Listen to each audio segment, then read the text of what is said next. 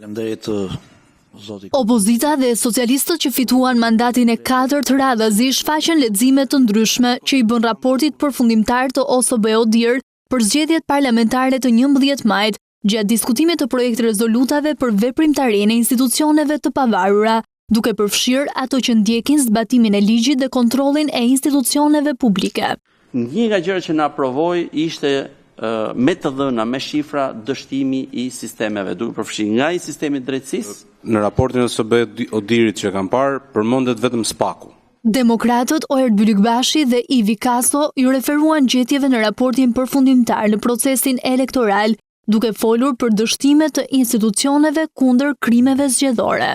Mund ta shohim si konkluzionin e mënyrës se si funksionon ky shtet, apo mund ta shohim dhe si gjenezën se si do të vazhdojë në legjislaturën tjetër. Vepron si administrat elektorale e partisë në pushtet dhe këtë e thot ODIR-i.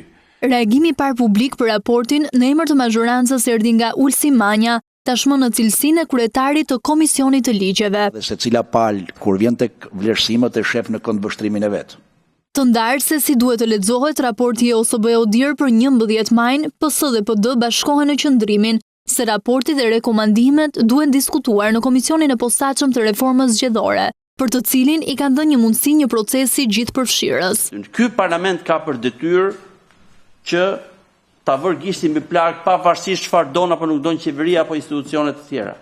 Palët politike i kanë gjitha mundësitë që atje t'i adresojnë si duhet edhe rekomandimet e OSBE-ODIR-it.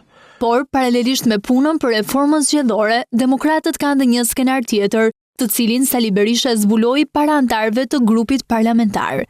Në protestat më të fuqishme që ka njohur ndonjëherë historia e vendit nga vitet 90,